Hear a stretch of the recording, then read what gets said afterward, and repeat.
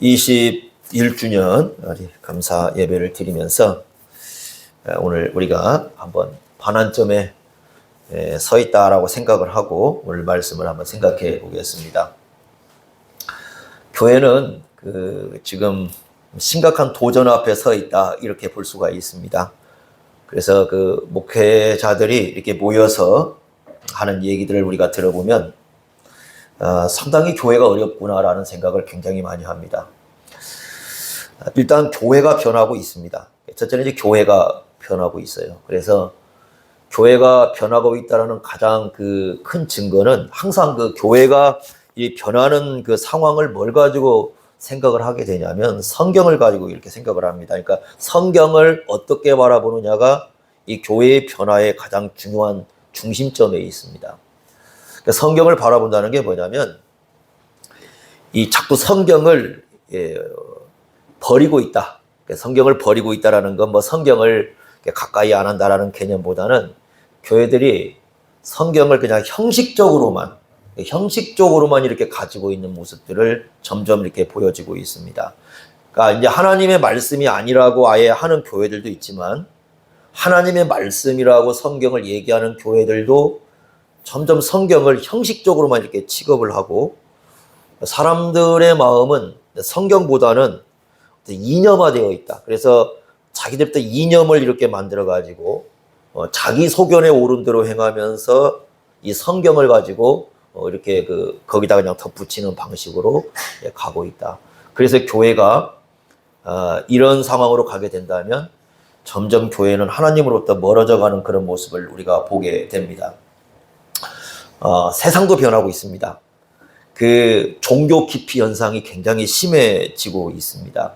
물론 세상이 이 교회를 바라보는 시선도 좋지 않습니다. 왜 그러냐면은 특히 이제 TV 같은 데 드러나고 있는 기독교의 모습이라든가 아니면 유튜브에 드러나고 있는 기독교의 모습은 굉장히 좋지 않습니다. 그러니까 그게 기독교는 아닙니다. 사실 TV에 드러나고 있는 그 모습이 그게 진짜 기독교는 아니에요. 그러니까 진짜 기독교는 숨겨져 있고 가짜 기독교들이 자꾸 나와가지고 뭔가 이렇게 운동을 하다 보니까 진정한 기독교의 모습은 숨겨지고, 그러니까 세상은 점점 이 기독교뿐만 아닙니다. 지금 조사에 의하면 종교 자체를 기피하는 현상이 나오고 있습니다. 그래서 지난번에도 한번 서울에 가서 올라가서 이제 이렇게 전체 우리 한국 사회를 조사하는 조사 결과를 봤는데, 특히 지금 10대, 20대 애들까지 이렇게 보면은 아예 그러니까 기독교뿐만 아니라 아예 종교를 갖지 않으려고 하는 아이들이 한 70% 정도까지 프로테이지가 나옵니다. 그러니까 아예 그냥 기독교뿐만 아니라 불교, 모든 종교에 대해서 아예 갖지를 않으려고 합니다. 게다가 아이를 낳지 않습니다. 그러다 보니까 인구가 이제 이렇게 툭 떨어지지 않았습니까? 그래서 이제 주일학교가 점점 사라져 버렸습니다. 그러니까 우리 노회만 해도요, 교회가 100교회가 넘는데 주일학교를 실제로 하고 있는 교회는 3분의 1이 안 됩니다, 채. 그러니까 예전에는 모든 교회가 주일학교를 하고 있었는데 지금은 3분의 2 정도가 주일학교가 없습니다. 그래서 애기들 이렇게 소리가 나는 교회가 드뭅니다. 시골서 애기가 한 명 있으면은 완전히 이게 활기를 띠는, 그래서 예배는 관심이 없고 전부 애기에게 집중되어 있는 그런 모습까지도 보인다고 이 목사님들이 얘기들을 합니다. 그럴 만큼 이 세상이 굉장히 변하고 있습니다. 그러다 보니까 교회가 이 주일 학생들, 이 아이들이 학생들이죠. 학생들에게도 복음을 전하기가 굉장히 어려운 현실입니다. 게다가 이제 점점 사회가 변하다 보니까 예를 들면 이제 어떤 현상이 점점 오냐면 아이들에게 예수를 믿으라고 말을 할 수 없는 시대가 오는 거죠. 이게 불법화되는 시대가 오는 거죠. 그러니까 지금 프랑스에는 지금 그렇답니다. 일반 사람들에게도 예수를 믿으십시오라고 얘기를 못 합니다.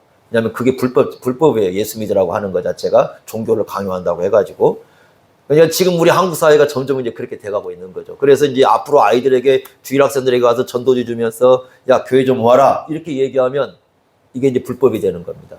그러니까 이런 시대가 오다 보니까 아이들은 없는데 교회는 주일학교는 사라져가고 복음도 전할 수 없는 시대. 그런데 교회는 전부 이게 이제 노령화되고 고령화되어 있습니다. 그래서 시골 교회 같은 데 보면은 평균 연령이 90세가 넘는 데가 많습니다.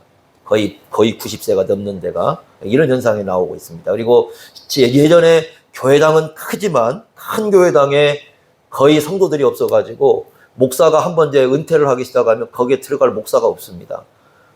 그래 이런 교회들이 지금 계속 나오고 있습니다. 그래서 올 연초에도 이제 그 여러 목사들하고 얘기하고 통화하면서 참 지금 좀 우리 어두운 어떻게 생각한다면 어두운 시골마저도 이제 그런 현상이 오는 어두운 시대를 우리가 걷고 있다 이렇게 할 수 있습니다. 세 번째 큰 도전은 이단 또 사이비 기독교가 계속 증가한다는 겁니다. 그러니까 이단과 사이비가 너무 크다 보니까 그러니까 이제 이 사람들이 한국 사회에서 성장을 하게 되니까 그러니까 이상한 그 성장을 추구하는 단체들이 점점 이 한국 사회에 늘어나기 시작을 했고 그리고 우리 한국 사회는 곳곳이 지금 상당히 그 이단화되어 있는 그래서 여러분들이 이제 교회를 이렇게 들여다볼 때에 이제 이단이 아닌 교회를 찾아야 되는 시대가 점점 오고 있다라는 이게 심각한 거죠. 그러니까 지금까지는 우리가 대개는 좋은 교회들이고 그 다음에는 별로 좋지 않는 교회가 이렇게 됐었는데 지금은 어딜 도시를 가더라도 좋은 교회가 어디냐 도대체 이렇게 물어봐야 되는 시대가 지금 되었습니다. 그래서 지금 점점 우리 한국 사회가 이 종교 자체가 이단들 사이비가 이렇게 가득 차 있어요. 그리고 일반 사람들은 이제 그걸 모르니까 그냥 다 이렇게 용인하고 가는 현실이고 예전에는 이단 그러면 국가에서도 이렇게 통제를 하지만 지금은 통제도 하지 않습니다. 지금 그런 시대입니다. 그러니까 지금 교회는요 굉장한 어려움 속에 어떻게 생기면 서 있다고 볼 수가 있습니다. 교회는 점점 변하고 있고요. 사회도 변하고 있고 그 다음에 점점 이단과 사이비는 늘어나고 있고 이런 속에서 이제 올바른 교회를 어떤 추구하려고 하면은 그게 이제 비정상이 되는 거죠. 이렇게 돼버린 겁니다. 옛날에 정상이었던 건 지금 비정상으로 가는 거고 예전에 비정상이었던 것이 지금 정상처럼 되어버린 그런 시대가 왔다. 점점 이게 왔다라고 볼 수가 있습니다. 그랬을 때 우리는 어떻게 이 교회를 이뤄가야 될까? 많은 이제 고민을 하게 됩니다. 신학교를 가게 되면 이제 그 소위 말하는 교회론이라는 것을 배우게 됩니다. 이게 조직 신학에서 배우는 이제 책이 이제 교회론이라는 것인데, 이 교회론이라는 것을 이제 배울 때 그 교회론의 원래 이제 그 정확한 제목이라고 한다면 성경적 교회가 뭘까라는 거거든요. 그러니까 성경적 교회. 그래서 이제 교회론을 배울 때 성경적 교회가 뭐냐 이렇게 이제 우리가 생각을 해보고 또 그렇게 이제 공부를 하는데, 근데 이제 교회론을 끝나고 나면은 제가 두 가지 현상을 보게 됩니다. 어떤 현상을 보게 되냐면 첫째는 이런 현상입니다. 여러분 성경적 교회론을 배웠으면 이제 끝나고 난 다음에 어떤 생각을 해야 되냐면 정말 저런 교회를 우리가 세워야 돼. 이렇게 생각을 해야 될 거 아니겠습니까?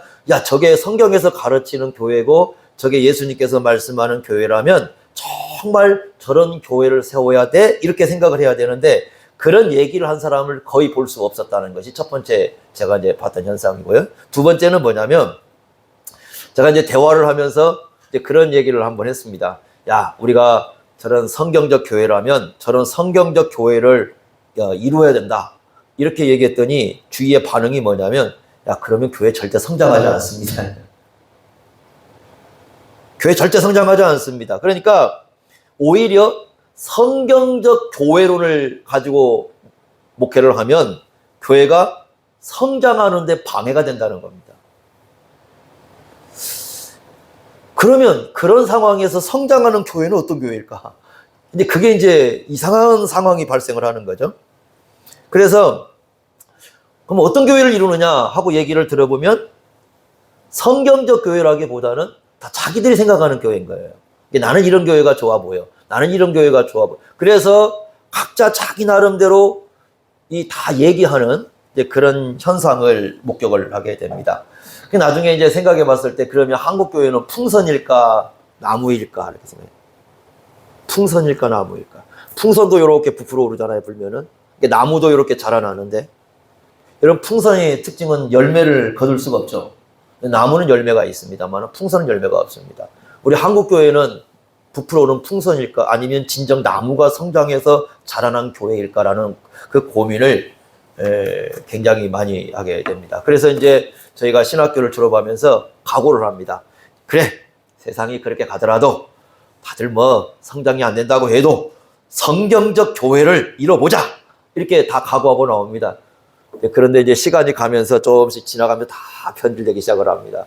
그리고는 마지막까지 이제 한참 흘러가 가지고 끝까지 그래도 우리가 성경적 교회를 이루자.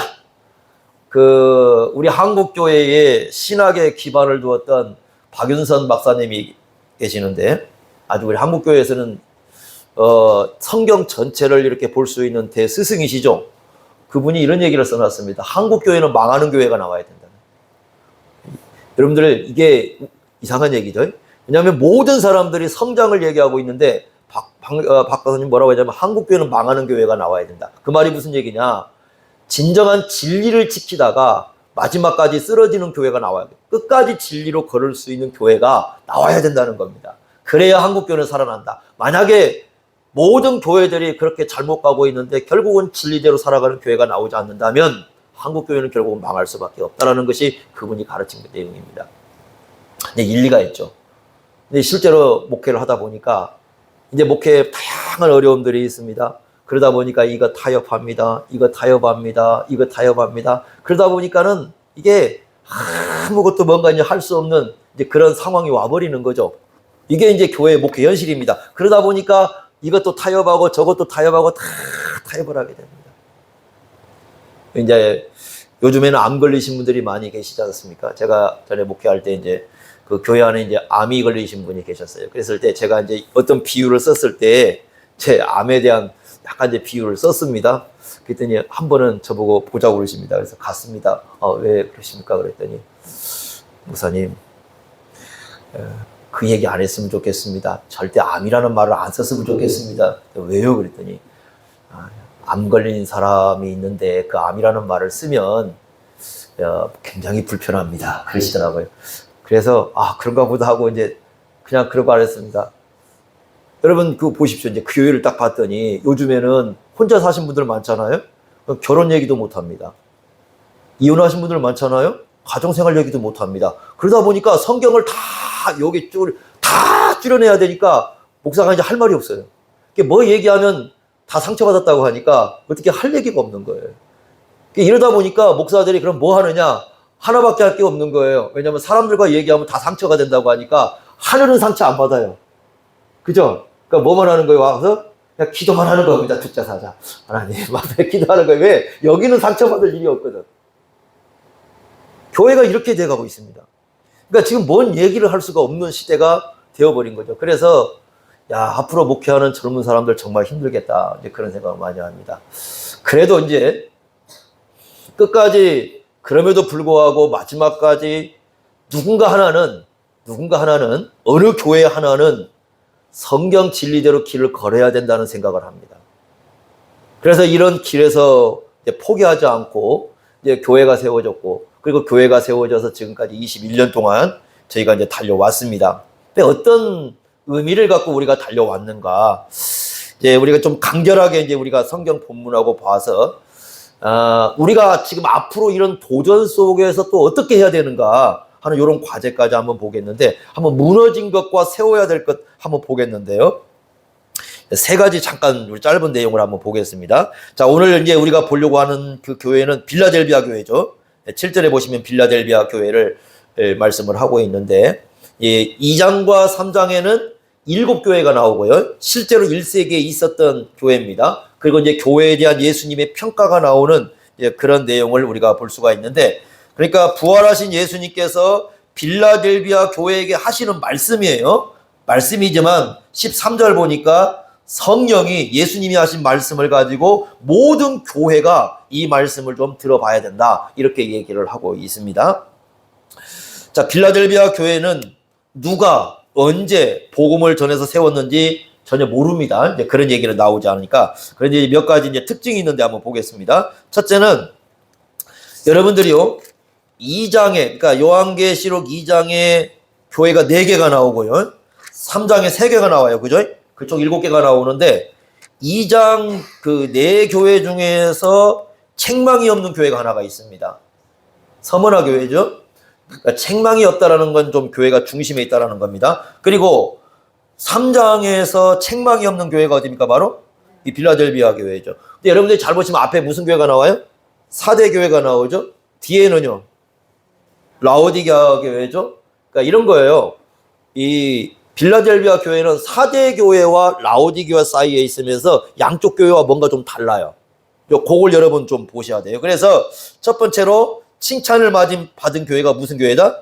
빌라델비아 교회다. 이렇게 볼 수 있고, 두 번째는요, 어디를 보시냐면 그 8절을 보십시오. 8절. 볼지어다 내가 내 앞에 열린 문을 두어서 내 등이 닫을 사람이 없으리라. 내가 내 행위를 아노니 내가 어떤 능력이다? 작은 능력이다. 그러니까 작은 능력이라고 했으니까 아마 두 가지 이제 그럴 것 같아요. 하나는 뭐냐면 규모가 별로 안 크다는 거죠. 도시에서 어떤 영향력을 행사할 수 있는 교회가 아니라 규모가 좀 작은 교회다. 두 번째는 사회적 신분이 좀 낮은 교회입니다. 그렇게 봐야 돼요. 사회적 신분이 높지 않는 교회다. 이것은 어디하고 대조가 되냐면 라오디게아 교회가 대조가 됩니다. 라오디게아 교회는 3장 17절에 뭐라고 그랬냐면 이렇게 말씀했습니다. 나는 부자다, 부요하다, 부족한 것이 없다. 굉장히 부요한 교회죠. 그런 반면에 빌라델비아 교회는 그렇게 크지도 않고 부자도 아닌 그런 교회다. 이렇게 볼 수가 있고요. 세 번째는 박해를 받고 있는 교회입니다. 어딜 보시냐면 9절 한번 보십시오. 9절.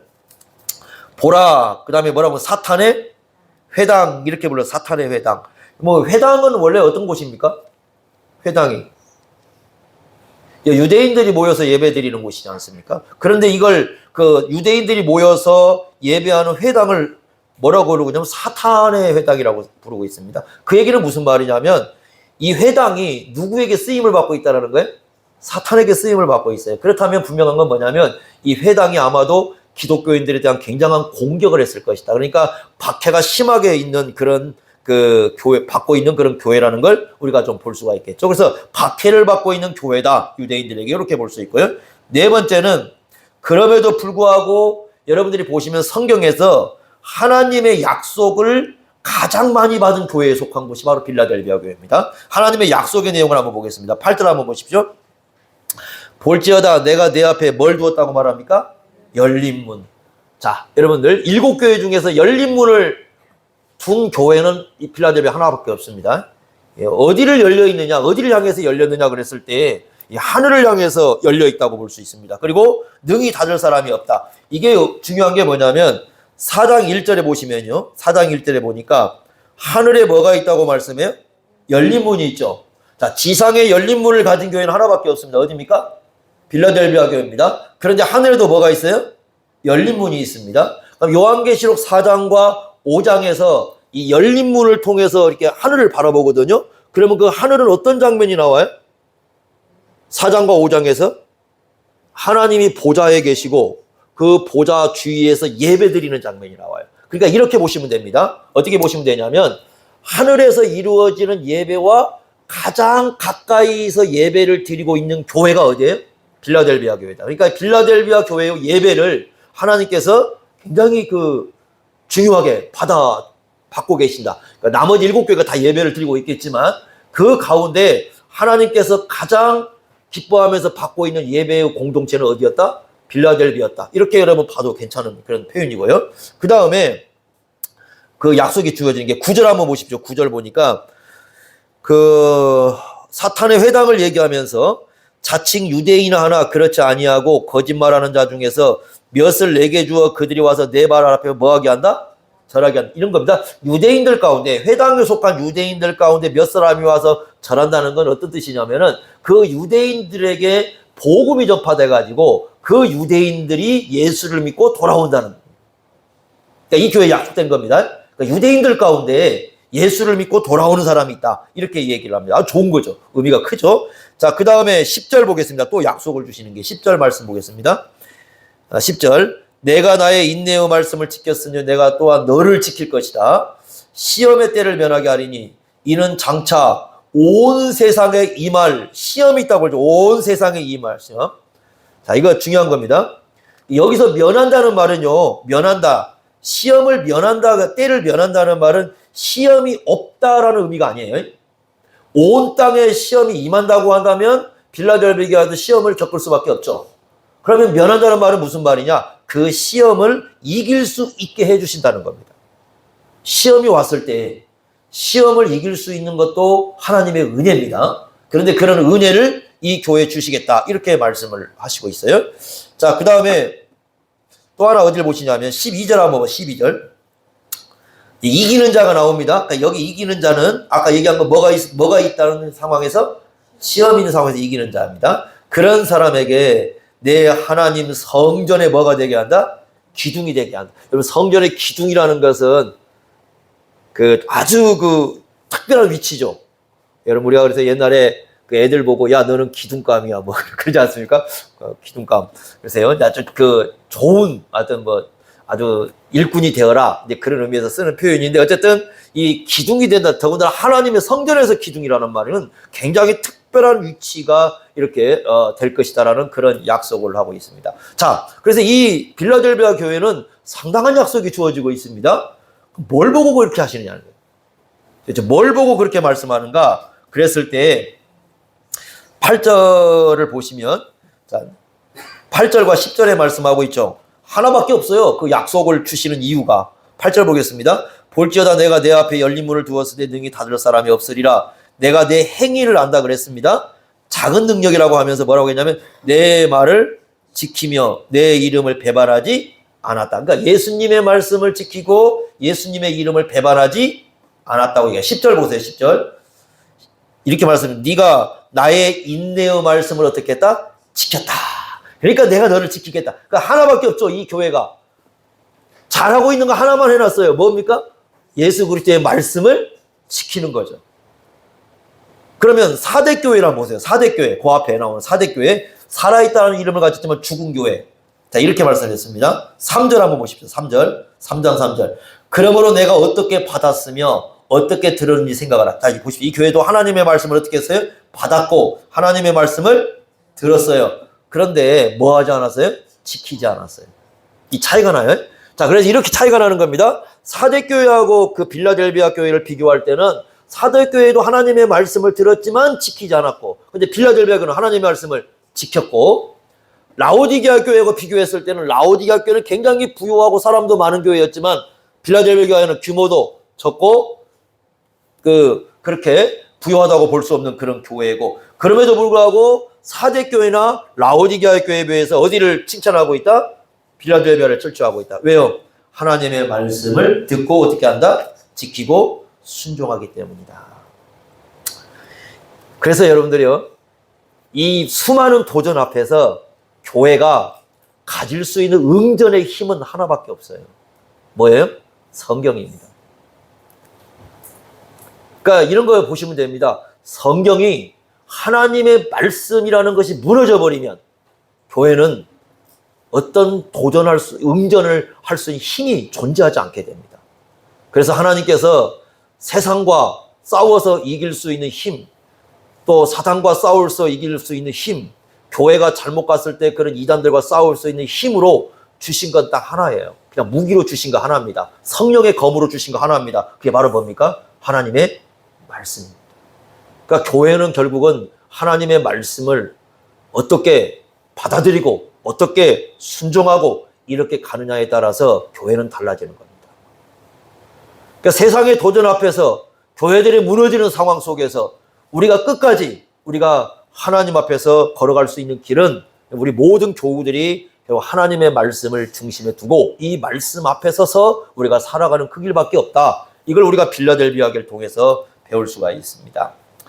두 번째 우리가 생각할 게 뭐냐면, 지금 아까 빌라델비아 교회에게 무슨 문이 있었다고 그랬습니까? 열린 문이 있었다고 그랬죠? 열린 문이 있었고 그 열린 문은 어디하고 연결되어 있었어요 방금? 하늘의 열린 문과 연관이 되어 있죠. 그런데 이 열린 문을 잘 보시면 4장과 5장에서 보시면 결국 그 4장과 5장에서 어떤 내용이 나온다고요? 예배의 문제가 나오는 거죠. 결국 이렇습니다. 많은 세상의 도전 앞에서 교회가 서고 넘어질 수 있는 가장 중요한 문제 중에 하나가 예배 문제입니다. 예배를 올바로 성경적 예배를 교회가 드려낼 수 있느냐가 상당히 중요합니다. 여러분들이 이 성경을 혹시 보시면 구약, 신약 전부 한번 보시면 눈에 띄는 게 뭐냐면요. 가장 많이 나오는 문제, 그러니까 가장 하나님께서 많은 문제로 지적하고 있는 게 바로 뭐냐면 예배 문제입니다. 인류 역사에서 최초의 살인이 뭐 때문에 났어요? 예배 때문에 났어요. 가인과 아벨이 아담과 하와 사이에 태어났지만 이 두 사람 사이 여러분 히브리서 11장도 예배 문제를 결국 다루죠. 믿음의 문제인데 그 믿음의 문제가 예배 문제에서 드러나고 이 예배 문제 때문에 살인이 발생을 했다. 왜? 어떤 예배는 받아주시고 어떤 예배는 받지를 않았기 때문에. 그런데 제가 느끼는 건 의외로요. 교회가 예배 문제에 별로 관심이 없다는 거예요. 그러니까 우리가 드리는 예배를 하나님이 받는지 하나님이 받지 않는지에 대해서 별로 관심이 없어요. 성경은 이 부분에 상당히 심각하게 대응하고 있는데 여러분 선지서를 한번 읽어보십시오. 우리가 성경에 보면 대선지서라고 있습니다. 뭐 이사야서, 예레미야서, 뭐 다니엘서, 대선지서가 에스겔서 나오고요. 소선지서라고 있습니다. 12권이 있습니다. 그러니까 상당히 많은 숫자를 차지하는 것들 선지서가. 그런데 여러분이 선지서를 보시면 어떤 선지서든 예배 문제를 안 다루는 것이 없어요. 모든 선지서는 예배 문제를 다루고 있습니다. 예레미야 그 7장을 보면요. 예레미야 선지자가요. 이제 성전에서 예배를 드리니까 어떻게 생각하면 성전 예배는 가장 크잖아요. 근데 성전에 딱 서가지고 예배를 쭉 이렇게 드리러 오니까 그 앞에 들어오는 사람에게 뭐라고 하냐면 너희들 지금 이곳에 들어와서 희생제물 드리고 너희들 예배하라고 다 쓸모가 없다. 안 받으신다 하나님께서. 웃기죠, 그래. 거기에 수많은 거짓 선지자들이 있었습니다. 거짓 선지자들이 뭐라고 얘기하냐면 야 너희들 이스라엘 백성들은 하나님이 지켜주실 거고 너희들 예배 하나님께서 기뻐 받을 거고 너희들 예배를 하나님께서 정말 좋아할 거다 이렇게 얘기하는데 단 한 사람 예레미야만 성전 앞에 딱 서가지고 얘기합니다. 들어오는 사람들에게 너희들 당신들 예배 하나님이 안 받았습니다. 하나님이 뭐라고 얘기하느냐 이 성전문을 닫았으면 좋겠다고 얘기하십니다라고 선포를 합니다. 여러분 한번 생각해 보십시오. 우리나라에서 제일 큰 교회가 있다고 생각해 보세요. 그 앞에 가서 어떤 정신 나간 사람이 딱 입구에 서가지고 막 지금 뭐 전부 할렐루야 찬송하면서 막 가운 입고 전부 들어오는데 딱 서가지고 얘기하는 겁니다. 당신들 예배하러 들어오지만 하나님이 지금 이 교회당에서 하시는 말씀은 문 닫았으면 좋겠다. 이렇게 말씀했다. 뭐라고 생각하겠습니까? 그리고 주위에 수많은 목사들이 서가지고 이 교회야말로 하나님의 축복받았습니다.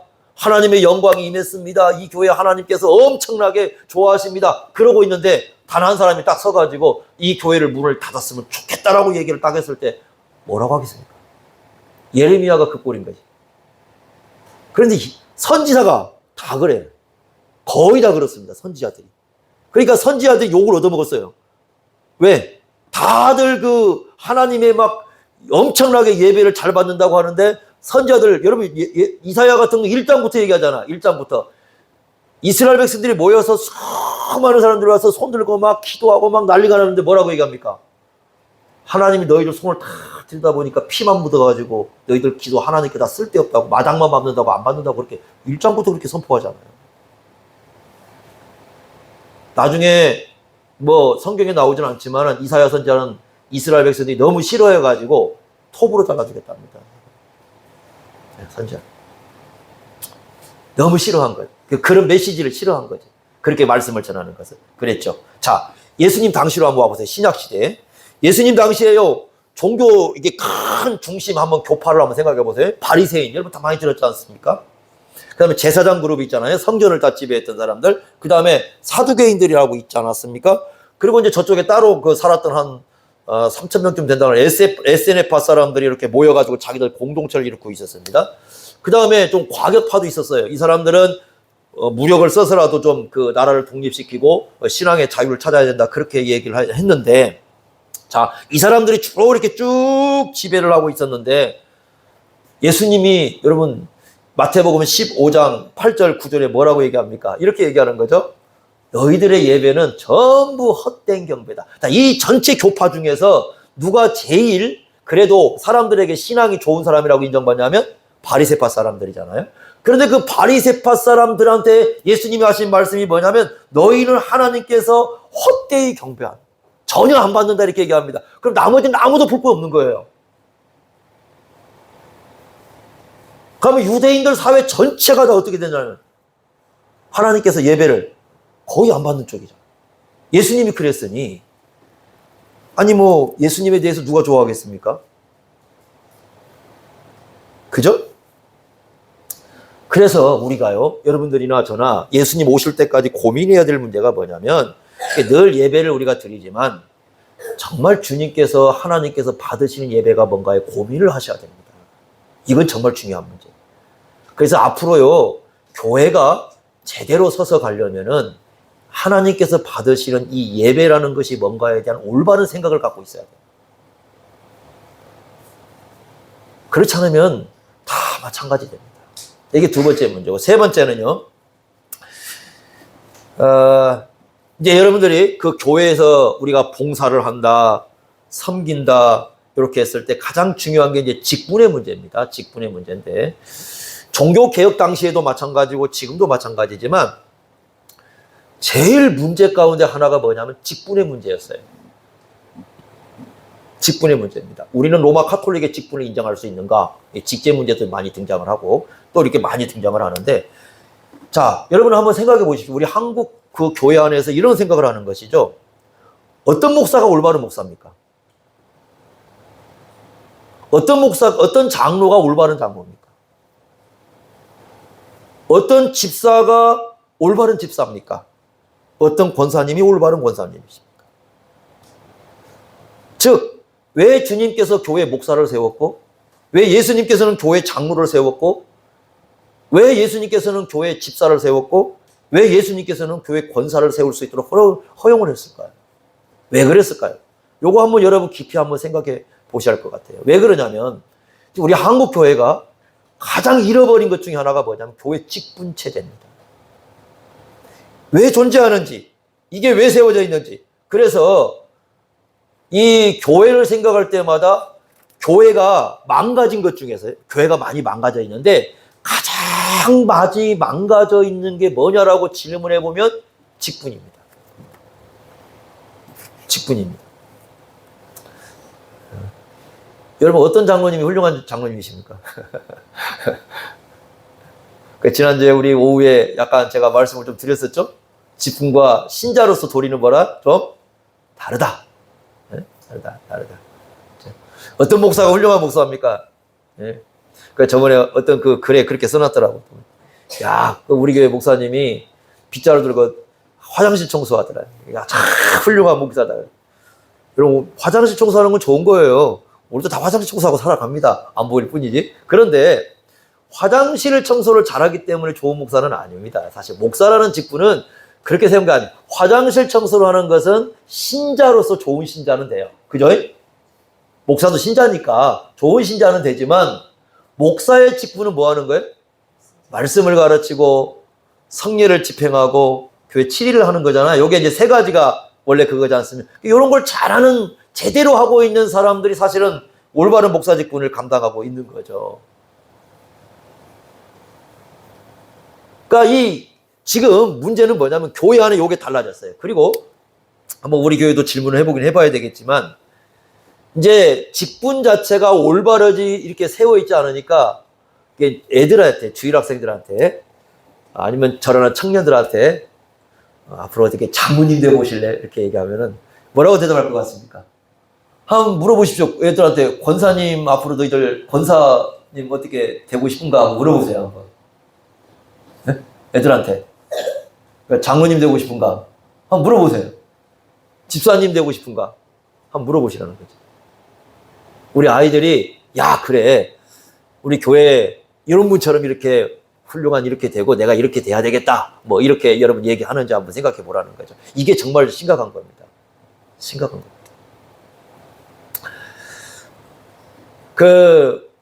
우리 한국 사회가 이제 많이 지금 무너진 것 중에 하나가 뭐 동성 문제가 많이 나오지 않습니까? 제가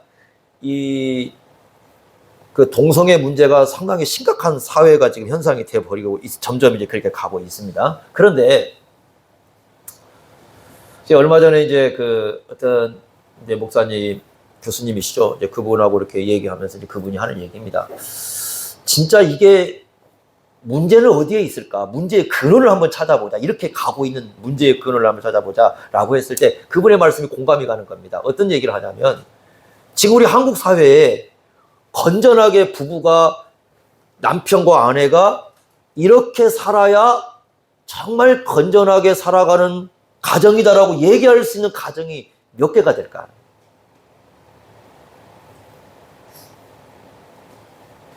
그러니까 사람들이 이런 거죠. 사람들이 야 그래 저게 진짜 남편 상이야.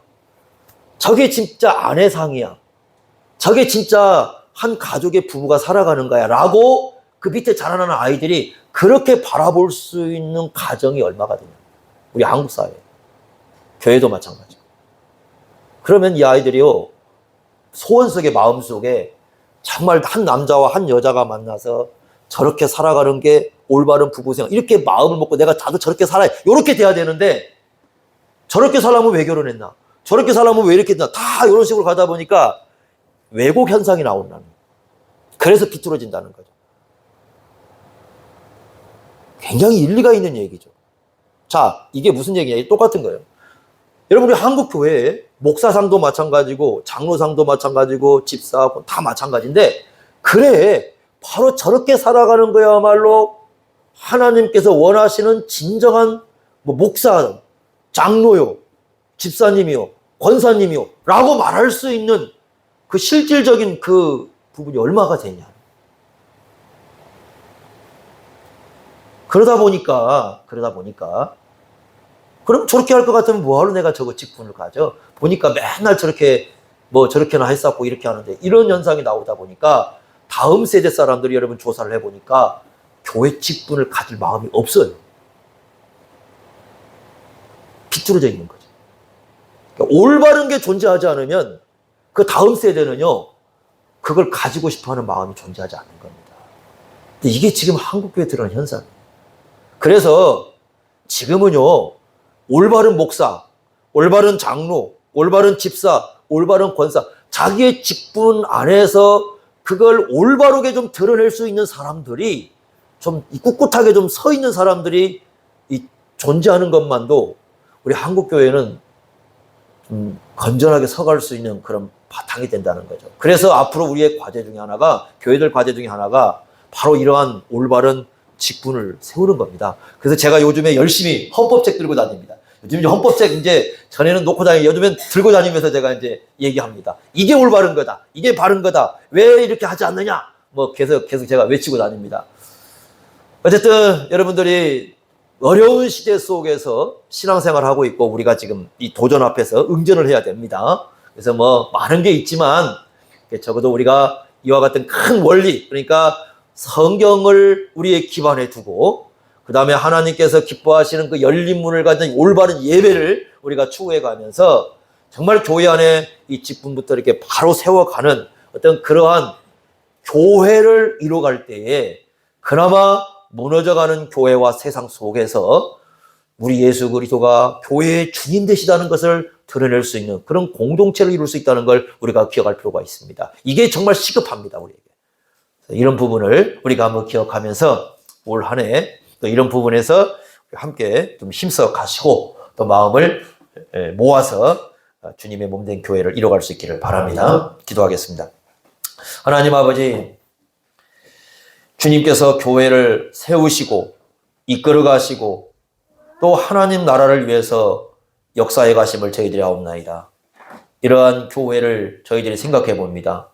정말 주님께서 가르쳐 주신 대로 올바른 말씀 위에 기초해서 또 주님께서 기뻐하시는 예배를 드리며 우리 모든 교우들이 각자의 위치에서 맡겨진 직분을 신실하게 감당함으로 우리 하나님을 기쁘시게 할 수 있는 교회가 될 수 있도록 인도하여 주옵소서.